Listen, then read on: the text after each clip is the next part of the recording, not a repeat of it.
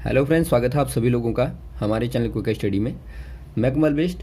इस वीडियो के माध्यम से दोस्तों आपके यहाँ पर कराऊंगा केमिस्ट्री के पार्ट नंबर 3 को, जहाँ पर आपको महत्वपूर्ण क्वेश्चन मिलेंगे जो कि बार बार पूछे जाते हैं। तो आराम से आप क्वेश्चन पेपर को देखेंगे दोस्तों और सारे क्वेश्चनों को विस्तार पूर्वक नोट करेंगे। तो शुरू करते हैं क्वेश्चनों को। पहला क्वेश्चन आपको यहाँ पर दिया गया है, what is the normality of a 1m, यानी m फॉर दोस्तों यहाँ पर मोलरिटी होता है, 1 मोलरिटी सॉल्यूशन ऑफ H3PO4, यानी आपसे कहा गया है 1m H3PO4 विलयन की नॉर्मलता क्या होगी। यहाँ पे देखिए, जब भी आपको मोलरता दिया होगा यानी मोलैरिटी क्या करती है दोस्तों, ये कंसंट्रेशन को मापती है। वैसे ही नॉर्मलिटी भी कंसंट्रेशन को ही यानी कि सांद्रता को ही मापती है, यानी विलयन कितना सांद्र है इसका पता हम लगा लेते हैं। मोलैरिटी या मोलालिटी या नॉर्मलिटी या मोल प्रभाज, ये अलग अलग प्रकार के हमारे पास में दोस्तों यूनिट्स होती हैं। तो नॉर्मलिटी आपको निकालनी है। नॉर्मलिटी कैसे निकालेंगे दोस्तों, यदि आपको मोलरिटी दिया होगा तो हमेशा ही नॉर्मलिटी इक्वल टू होता है मोलरिटी इंटू एन फैक्टर्स। अब यहाँ पे जो एन फैक्टर्स है, एन फैक्टर क्या है आपको समझना है। एन फैक्टर इक्वल टू होता है दोस्तों, एन फैक्टर्स इक्वल टू होता है number of H positive ions. क्या होता है? Number of H positive ions. अब यहाँ पे देखिए आपको सॉल्यूशन क्या दिया है। सॉल्यूशन आपको दिया है दोस्तों H3PO4 का, और H3PO4 क्या है? फॉस्फोरिक। ये है आपका फॉस्फोरिक एसिड, यानी आपको फॉस्फोरिक अम्ल दिया है। तो यहाँ पर आपको पहले निकालना पड़ेगा कितने H पॉजिटिव आयंस यहाँ पर होंगे। यहाँ पे देखिए दोस्तों, यदि आप 1 मोल को डिज़ोल्व करें H3PO4 के, तो यहाँ पर आप क्लियरली देखेंगे एक को डिज़ोल्व करने पर या फिर आप कहें डिसोसिएट करने पे, यहाँ पे दोस्तों आपको 3 H पॉजिटिव आयंस मिलेंगे। तो यहाँ पर क्लियर देख रहे हैं आप, एक को डिज़ोल्व करने पे 3 H पॉजिटिव आयन मिलेंगे। तो यहाँ पर नंबर ऑफ एन फैक्टर क्या हो जाएगा? 3 हो जाएगा। और m तो यहाँ पर आपको दिया ही है दोस्तों, शुरू में m बराबर 1 दिया है आपको। तो यहाँ पर आप 1 रखेंगे, गुणा 3 कर देंगे, इक्वल टू 3 दोस्तों n में आंसर आ जाएगा। यानी कि यहाँ पर जो आंसर होगा ऑप्शन नंबर बी वाला हो जाएगा 3, यानी कि नॉर्मलता। नेक्स्ट क्वेश्चन देखेंगे। नेक्स्ट क्वेश्चन देखिए दोस्तों, अक्रिय गैसें जल में डैश होती हैं, यानी आपसे पूछा गया है the inert gases are dash in water, यानी एक प्रकार से आपको इनकी सॉल्युबिलिटी को चेक करना है। आपको बताना है कि जो रेयर गैसें होती हैं, रेयर गैसें या फिर आप अक्रिय गैसें कह दें या नॉन रिएक्टिव गैसें कह दें या फिर आप नोबल गैसेस कह दें, तो इनमें क्या खासियत होती है दोस्तों। इनमें खासियत होती है कि जो इनका एंड वाला जो क्लास होती है, शेल होती है, वो पूरी तरह से फील्ड रहती है। यानी कि एक प्रकार से क्या होते हैं, ये आपके अनरिएक्टिव होते हैं। नॉर्मली आप देखें, केमिकली देखें दोस्तों, तो ये अक्रिय होते हैं यानी कि नॉन रिएक्टिव होते हैं। नॉन रिएक्टिव क्यों होते हैं? क्योंकि इनकी क्लास में जो इलेक्ट्रॉन्स होते हैं पूरी तरह से फिलअप होते हैं, यानी कि भरे रहते हैं।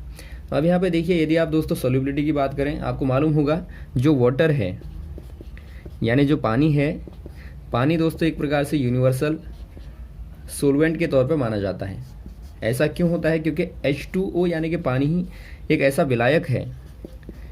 विलायक कहने का मतलब है जो कि सोलवेंट होता है। सोलवेंट क्या होता है दोस्तों? आपको मालूम होगा जो सॉल्यूशन होता है, सॉल्यूशन हमेशा ही सोलवेंट और सॉल्यूट से मिलकर बना होता है। यानी सॉल्यूट होता है विलेय और सॉल्वेंट होता है विलायक। यानी विलायक हमेशा विलेय को घोलता है और एक सॉल्यूशन को बनाता है। तो यहाँ पे देखिए, जो विलायक होगा दोस्तों ज़्यादा मात्रा वाला होता है, और जहाँ पे H2O है, H2O एक ऐसा विलायक है जिसमें मैक्सिमम सोलवेंट घुलते हैं। यानी कि अधिकतम विलेय जो कि अलग अलग विलायकों में नहीं घुलेंगे दोस्तों, तो मैक्सिमम यहाँ पे जो विलेय को घोलने वाला जो हमारा विलायक है वो होता है जल यानी पानी। तो इसीलिए इसको कहा जाता है यूनिवर्सल सोलवेंट, यानी कि सर्वाधिक पदार्थों को घोलता है। तो यदि आपको किसी की सॉल्युबिलिटी को चेक करना होगा तो हमेशा ही आप क्या देखेंगे, आप जल के साथ में इसको मोस्टली देखते हैं। तो यहाँ पे देखिए, यदि आप जल में देखें दोस्तों अक्रिय गैसों को, तो अक्रिय गैसें नॉन पोलराइज होती हैं। जैसे कि आपने देख लिया अक्रिय गैसों में कोई अनपेयर्ड इलेक्ट्रॉन नहीं होता, तो ये नॉन पोलराइज होती हैं। नॉन पोलराइज कहने का मतलब है दोस्तों ये अध्रुवीय होती हैं। और जबकि सॉल्युबिलिटी के लिए क्या महत्वपूर्ण होता है कि आपके पास में जो भी सॉल्यूशन होगा उसका पोलराइज होना महत्वपूर्ण होता है, क्योंकि पोलराइजेशन के कारण ही ये आपके H2O में, यदि H2 को यदि आप ओपन करके देखें, H पॉजिटिव और OH नेगेटिव, तो यहाँ पे देखिए इस प्रकार का पोलर फॉर्म होता है इसका। तो यहाँ पे जो पॉजिटिव वाले हैं वो नेगेटिव वाले की ओर अट्रैक्ट होते हैं सॉल्यूशन में, और नेगेटिव वाले पॉजिटिव वाले में। तो इस प्रकार से यहाँ पे जो घुलने वाले पदार्थ हैं आराम से घुल लेते हैं। जैसे कि यदि आप NaCl को ही देखें तो NaCl में पॉजिटिव वाला दोस्तों नेगेटिव वाले के साथ में और नेगेटिव वाला पॉजिटिव वाले के साथ में जाएगा। तो इस प्रकार से आराम से नमक जो है पानी में घुल जाता है। लेकिन जो अक्रिय गैसें हैं वो चूँकि नॉन पोलराइज हैं, तो ये दोस्तों कैसे घुलती हैं, ये डायरेक्ट नहीं घुल पाती, ये हल्की हल्की घुलती हैं डायपोल्स के फॉर्म में। यानी आप यहाँ पे एक अक्रिय गैस लेंगे, यहाँ पर आप एक रेयर गैस को लेंगे और यहाँ पर वाटर मॉलिक्यूल को लेंगे, तो ये मॉलिक्यूल जो है एक प्रकार से डायपोल का काम करता है। डायपोल आपको मालूम होगा, जो पॉजिटिव नेगेटिव दोनों एक कंबाइंड फॉर्म में देखते हैं आप, इसको डायपोल कहते हैं। यानी डायपोल मतलब जिस पर दो ध्रुव होते हैं। तो वैसे यहाँ पर भी एक रेयर गैस का मॉलिक्यूल जो होगा ये भी दोस्तों एक डायपोल की तरह काम करेगा। तो डायपोल और डायपोल के बीच में यहाँ पे क्या होता है, अट्रैक्शन होता है, और इससे ही दोस्तों थोड़ा सा गैसें घुलती हैं। तो यहाँ पर आप कह देंगे जो अक्रिय गैसें हैं वो आपकी गैसें घुलती तो हैं, लेकिन कैसे घुलती हैं दोस्तों, कैसे सॉल्यूबल होती हैं, वो आपकी स्प्रिंगली सॉल्यूबल होती हैं। यानी कि आप डायरेक्टली इनसॉल्यूबल नहीं कह सकते, बल्कि स्प्रिंगली सॉल्यूबल होती हैं। तो ऑप्शन नंबर ए वाला टिक कर देंगे। नेक्स्ट क्वेश्चन देखिए दोस्तों, फॉस्फोरस का आणविक सूत्र क्या है। यानी आपसे पूछा गया है the molecular formula of phosphorus is. यहाँ पे देखिए जो फॉस्फोरस होता है, फॉस्फोरस दोस्तों मेनली यहाँ पे दो फॉर्मों में मिलता है आपको, एक रेड फॉस्फोरस के रूप में और एक मिलता है आपको वाइट फॉस्फोरस के रूप में। जो फॉस्फोरस होता है दोस्तों ये नेचुरली केमिकली बहुत ज़्यादा रिएक्टिव होता है। जो फॉस्फोरस होता है इस पर यदि आप देखें, इसका एटॉमिक नंबर देखें तो एटॉमिक नंबर होता है इसका 15। यदि आप इसका कन्फिगरेशन करेंगे तो कन्फिगरेशन होगा 2 8 5। यानी कि आपका यदि आप आखिरी वाले में देखें दोस्तों इलेक्ट्रॉन्स को, तो यहाँ पर 3s2 3p3। तो यहाँ पर आप देखते हैं कि 3 अनपेयर्ड इलेक्ट्रॉन्स होते हैं और ये बहुत ज़्यादा रिएक्टिव होता है। इसीलिए यदि आप इसको देखें तो ये आपका ओपन फॉर्म में नहीं मिलता, यानी कि आपको एक एलिमेंटल फॉर्म में नहीं मिलेगा। एलिमेंटल फॉर्म में बोले तो एक तत्व के रूप में दोस्तों आपको पी अलग से नहीं मिलता है, बल्कि मॉलिक्यूल के फॉर्म में आपको मिलेगा। और मॉलिक्यूल के फॉर्म में कैसे होता है, वहाँ पे पी एलिमेंट से जोड़ने के बाद में एक मॉलिक्यूल बना होगा। तो यहाँ पे देखिए जो मोस्टली जो मिलता है दोस्तों आपको फॉस्फोरस, वो आपको P4 के फॉर्म में मिलता है। यानी कि यहाँ पे P4 का फॉर्म होता है, फॉस्फेट का फॉर्म होता है। ये भी दोस्तों आपको वाइट फॉर्म में मिलता है, गैसियस फॉर्म में वाइट में होता है। और यदि वाक्स के रूप में मिलेगा आपको तो आपको सॉलिड फॉर्म में मिलता है। तो यहाँ पर आप क्लियर देखते हैं जो फॉस्फोरस है वो आपका P4 के रूप में मॉलिक्यूल के फॉर्म में आप देखते हैं। तो ऑप्शन नंबर डी वाले में आप टिक कर देंगे। अगला क्वेश्चन देखिए दोस्तों, the maximum number of covalent formed by nitrogen. यानी आपको पूछा गया है जो नाइट्रोजन होता है, जो नाइट्रोजन एलिमेंट होता है दोस्तों, ये मैक्सिमम कितने बॉन्ड को बना सकता है, केमिकल बॉन्ड्स को बना सकता है। अब देखिए दोस्तों केमिकल बॉन्ड्स किस पर डिपेंड करते हैं, अनपेयर्ड इलेक्ट्रॉनों पे। तो पहले आप नाइट्रोजन को देखेंगे, इसका एटॉमिक नंबर 7 होता है। यदि आप इसका कन्फिगरेशन करें 2 5, यानी इसका आप इलेक्ट्रॉनिक कन्फिगरेशन करेंगे 1s2 2s2 और 2p3 हो जाएगा। यानी यहाँ पर आप देखते हैं यदि पी वाले को देखें दोस्तों तो पी ब्लॉक का एलिमेंट है और यहाँ पे 3 अनपेयर्ड इलेक्ट्रॉन हैं। यानी कि 3 तो आपके दोस्तों अनपेयर्ड इलेक्ट्रॉन हैं, 3 अनपेयर्ड इलेक्ट्रॉन हैं। और यहाँ पे इसके पास में एक होता है दोस्तों lone pair electron, lone pair electron होता है।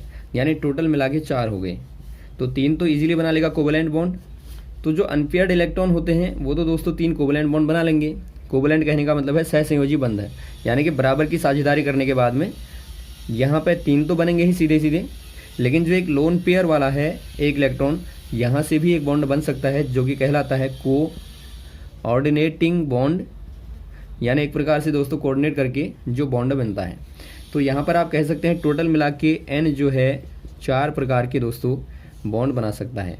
तो 4 प्रकार के बॉन्ड में ऑप्शन नंबर डी वाले में टिक कर देंगे। नेक्स्ट क्वेश्चन देखिए दोस्तों, द फॉर्मूला C6H5CaCH3 रिप्रेजेंट्स, यानी आपसे पूछा गया है जो C6H5COCH3 है इसका केमिकल नेम क्या है, या फिर आप कह सकते हैं दोस्तों IUPAC नेम क्या है। यहाँ पर देखिए आप, यदि आप इसको स्ट्रक्चर के फॉर्म में देखें तो यहाँ पे बेंजीन रिंग पे क्या जुड़ा हुआ है, अगर आप यहाँ पे इसको यहाँ बना दें COCH3, और यहाँ पे क्लियर आप देखते हैं दोस्तों ये आपका पूरा फिनॉल है, इतना आपका फिनॉल हो गया, तो ये आपका फिनॉल हो गया। और ये क्या है यहाँ पे, ये कीटो ग्रुप है, और यहाँ पे CH3CO क्या हो जाएगा दोस्तों, एसिटो हो जाएगा, क्योंकि यहाँ पे कीटो के साथ में एसिटो पूरा मिला के एसिटो पढ़ते हैं आप इसको, तो एसिटो ये हो गया और ये आपका फिनॉल हो गया। यानी आप कंबाइन फॉर्म में पढ़ेंगे तो आप इसको कह देंगे एसिटो फिनॉन, तो यहाँ पे हो जाएगा एसिटो फिनॉन, आप इसको कह देंगे। ऑप्शन नंबर आपको दिखता है सी वाला एसिडोफिनॉन, तो यहाँ पर आप टिक कर देंगे। नेक्स्ट क्वेश्चन देखिए दोस्तों, एक समस्थानिक की अर्धायु 2 वर्ष है, 6 वर्ष के बाद इसके मूल भाग का कितना अंश रह जाएगा। यानी आपसे पूछा गया है the half life period of N isotope is 2 years, after 6 years what fractions of the initial quantity of the isotope will be left behind। यानी आपसे पूछा गया है कोई आइसोटोप है, आइसोटोप आपको मालूम होगा दोस्तों समस्थानिक, यानी जिनके एटॉमिक नंबर तो सेम होते हैं लेकिन एटॉमिक मास डिफरेंट होते हैं। यानी कहने का मतलब है जैसे कि आपका हाइड्रोजन के आइसोटोप होते हैं, हाइड्रोजन के आइसोटोप आप देखते हैं ड्यूटेरियम है, ट्राइटियम है या प्रोटियम है, ये दोस्तों आइसोटोप कहलाते हैं। यहाँ पर प्रोटॉन तो एक ही रहेगा लेकिन जो न्यूट्रॉन है वो आपके बदल जाते हैं। तो यहाँ पर आप आइसोटोप आपको एग्जांपल के तौर पर दिया है, कोई आइसोटोप है जो कि यहाँ पे 2 वर्ष अर्धायु रखता है, यानी कि हाफ लाइफ कितनी है 2 years की है, तो आपको 6 वर्ष के बाद बताना है, यानी 6 ईयर के बाद बताना है इसका कितना अंश रह जाएगा। अब यहाँ पर आप क्लियर देखते हैं दोस्तों, एक पहली बार में जो है अर्धायु का कहने का मतलब होता है दोस्तों कि 2 वर्ष के बाद में आधा डीके हो जाता है इसका, तो 6 वर्ष के बाद में कितना रह जाएगा। इसके लिए सिंपल आप क्या करते हैं, मान लीजिए शुरू में जो हमारे पास में जो समस्थानिक की क्वांटिटी है वो हमारे पास में है दोस्तों N0, और 6 वर्ष के बाद आप ले लीजिए या T वर्ष के बाद ले लीजिए ये N रह जाती है। तो इसका एक फॉर्मूला होता है, जो रह गई जो आपकी NT समय के बाद रह गई जो क्वांटिटी है दोस्तों NT बराबर होता है N0, और यहाँ पर आप कर लेते हैं 1/2 की पावर T 1/2/T। इस वाले फॉर्मूले को आराम से आप देख लेंगे क्योंकि इसके आधार पर बार बार क्वेश्चन आते हैं। T समय के बाद जो बची क्वांटिटी होगी दोस्तों आइसोटोप की वो N0 यानी शुरू वाली क्वांटिटी का 1/2 की पावर T/T हाफ रह जाएगी। यानी कहने का मतलब है N0 1/2, आपने देखा टोटल टाइम कितना था दोस्तों 6 वर्ष था, तो यहाँ पे 6 रख देंगे बट्टा अर्धायु आपको दी गई थी 2 वर्ष, तो यहाँ से आप हल करेंगे तो N0 1/2 की पावर 3 हो जाएगा। और चूँकि NT बराबर आपका मिलता है N0 1/2 की घात 3 करेंगे तो 1/2 को 3 बार गुणा करने पे 1/8 आएगा। यानी आपको यहाँ पे मिलता है दोस्तों N, यदि आप N0 को यहाँ ले आएँ इस वाले पक्ष में N/N0 T समय बाद बराबर होता है 1/8।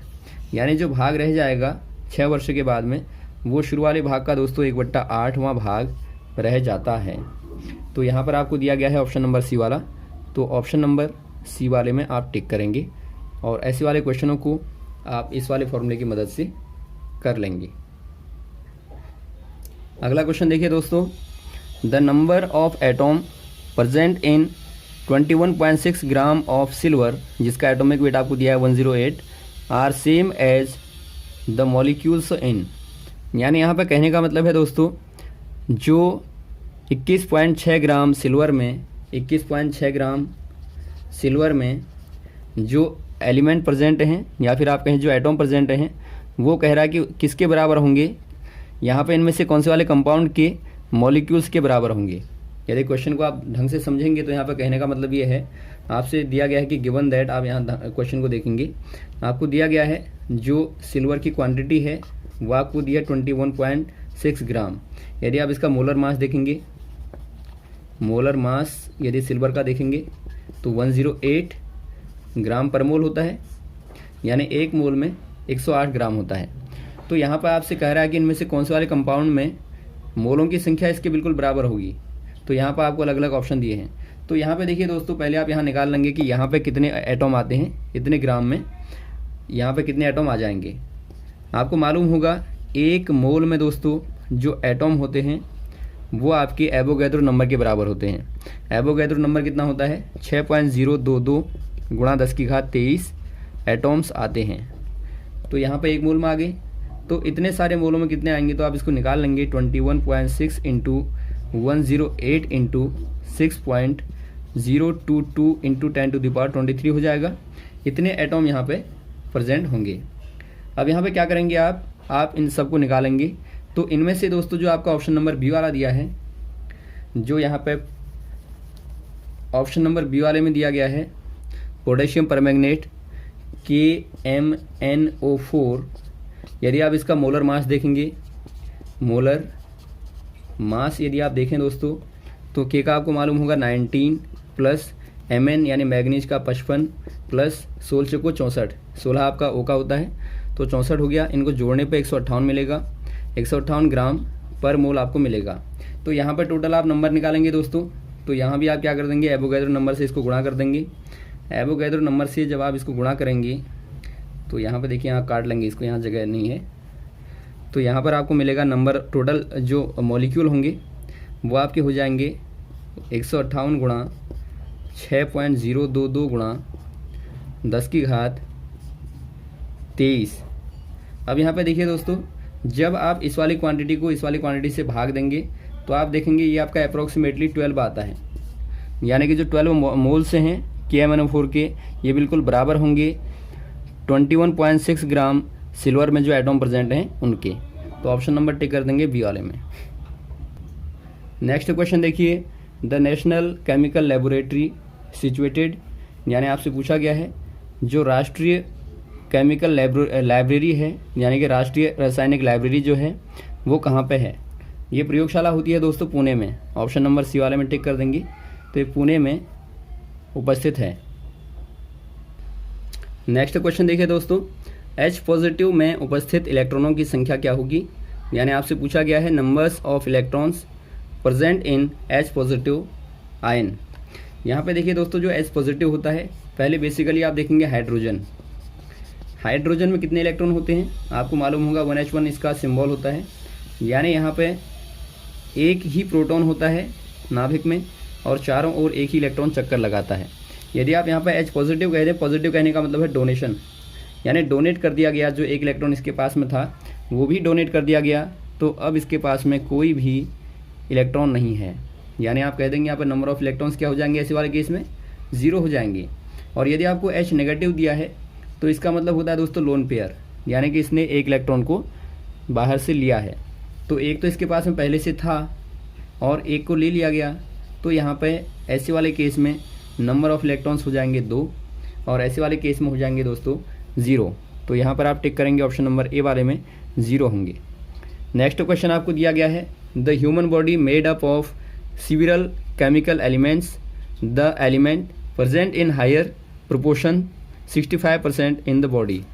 यानी आपको पूछा गया है दोस्तों, मानव शरीर में अलग अलग प्रकार के केमिकल कंपाउंड्स होते हैं, एलिमेंट्स होते हैं, यानी जो आपके केमिकल सिविरल एलिमेंट्स होते हैं, सिविरल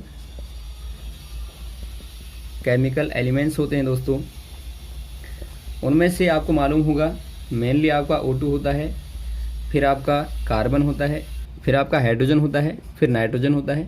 तो इस प्रकार से लगातार होते हैं। तो यहाँ पर आपसे यही पूछा गया है कि मैक्सिमम कौन सा वाला होता है। ये दोस्तों आपका ऑक्सीजन होता है, जो कि बॉडी के मास का 65% के अप्रॉक्स होता है। वैसे फिर कार्बन की बात करेंगे तो कार्बन दोस्तों बॉडी के मास का अप्रॉक्सीमेटली 18% होता है। और बाद में यदि आप हाइड्रोजन पर जाएंगे तो ये बॉडी के मास का लगभग 10% होता है। और कुछ कुछ दोस्तों भी यहाँ पर नाइट्रोजन और अन्य एलिमेंट होते हैं। तो यहाँ पर आप क्लियर देखते हैं कि जो O है, O2 है, ये दोस्तों हमारे शरीर में सर्वाधिक मात्रा में पाया जाता है। और यदि आपसे यूनिवर्स में पूछा जाए, जो यूनिवर्स है, यहाँ पर जो मैक्सिमम मात्रा होती है दोस्तों वो हाइड्रोजन की होती है, जबकि शरीर में इसकी मात्रा तीसरे पर आती है। और यदि आप एटमॉस्फेयर में कहें तो एटमॉस्फेयर में सर्वाधिक होती है नाइट्रोजन, जो कि 78% होती है। तो ये अलग अलग प्रकार के क्वेश्चन आते हैं इन्हीं के आधार पे, तो इनको आप आराम से बता देंगे। यहाँ तक के क्वेश्चनों को तैयार करें दोस्तों। उम्मीद है आपको क्वेश्चन अच्छे लगे होंगे, और भी इस प्रकार के क्वेश्चन आपको लगातार बताते रहेंगे। हमारे साथ भी बने रहिएगा। वीडियो को शेयर कीजिए, लाइक कीजिए। Okay, thanks. जय हिंद, जय भारत।